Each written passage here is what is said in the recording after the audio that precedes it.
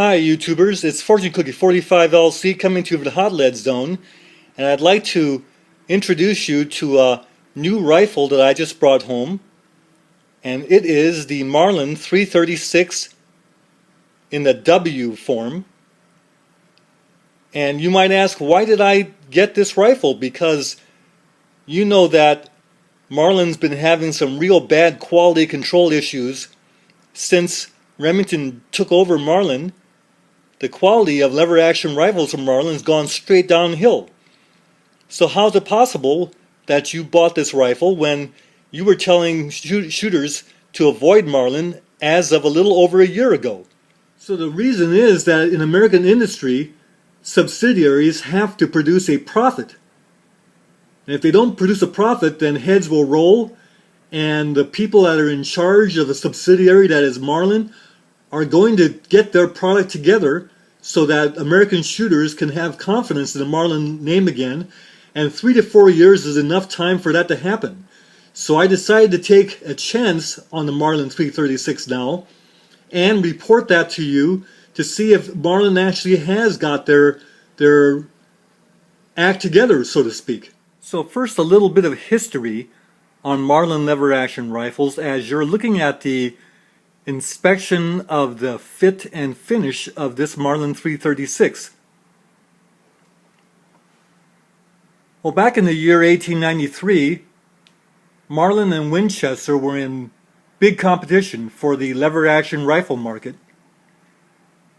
And the Winchester was a model 1894 and the Marlin was a model 36, and they competed against one another for many years up until the year 1948 when Marlin came out with the Model 336. And YouTubers, if you fast forward till today, you'll see that the Model 1894 Winchester is no longer in production. But the Marlin Model 336 is. And since the 336 was introduced in the year 1948, all you baby boomers out there, if you want a copy of history in lever action rifles, you gotta look seriously at Marlin 336 today. Well, to give you a comparison of quality, here is the Model 39A with the black walnut stock and the grip cap and the deep blue finish on the receiver and barrel, the nice wood on the forend. And certainly if you want some of those features like the deep blue and the nice black walnut stock, there are other models of the 336 that have that. But the review today is the Marlin 336W, which is a model that is a little bit plainer in presentation, but still representative of the breed. So let's look at this. The 336W has a laminated stock, non-removable sling swivels, no grip cap, but it does have pressed checkering.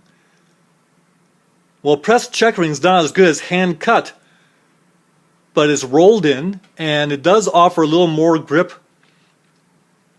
and it's on the grip and the forend, and it's pretty well done. It looks pretty nice.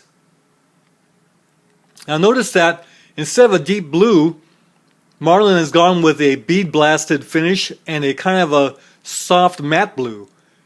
This is to keep costs down, and it's not a bad look.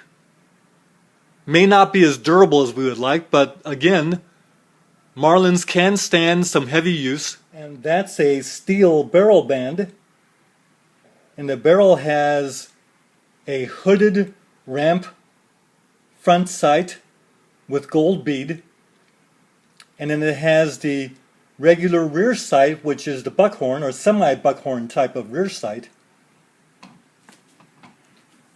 This rifle is 7 pounds, 38 1/4 inches long, has a barrel that's 20 inches long and has micro groove rifling, which is 1 turn and 10 inches twist right hand, and it has 12 grooves. Not as good for lead bullets as the Ballard rifling, but still usable.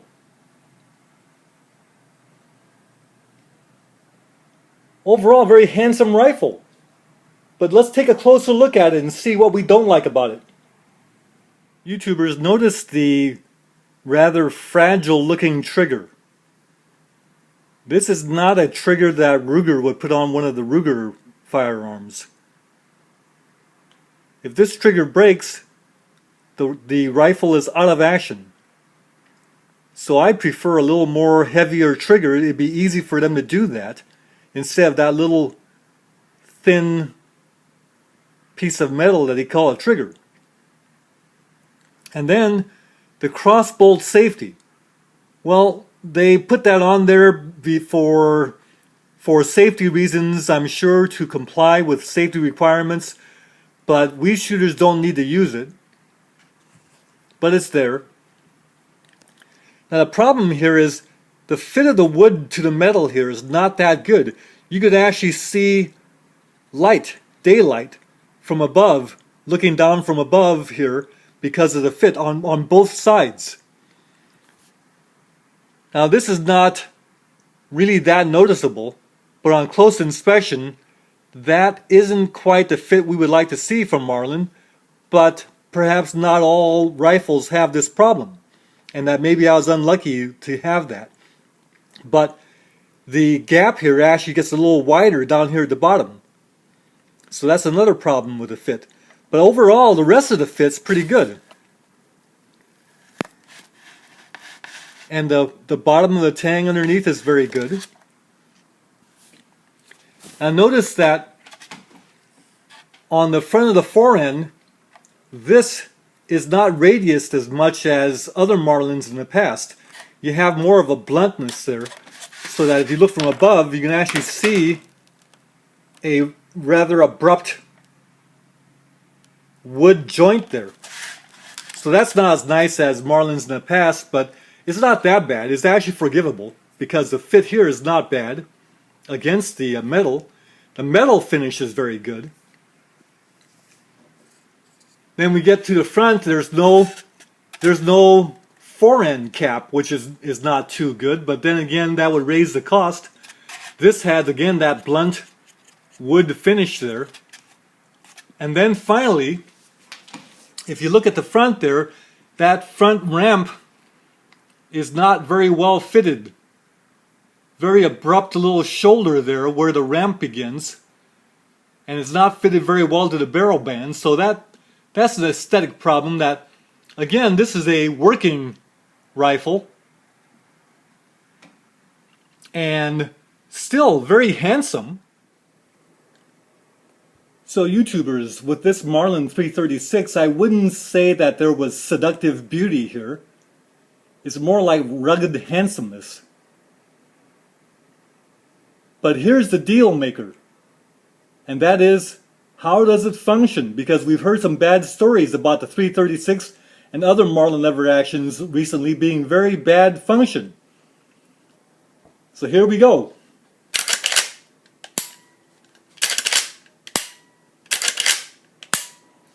That is smooth. Let's do it slowly and so you can hear it. It feels very smooth and slick right out of the box.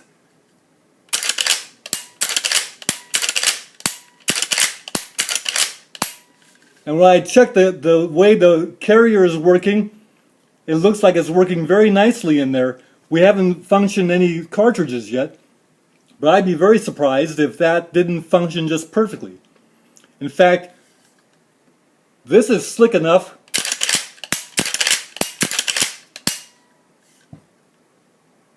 that's almost cowboy action. So overall, I'm saying that the Marlin lever gun has returned to its position of eminence.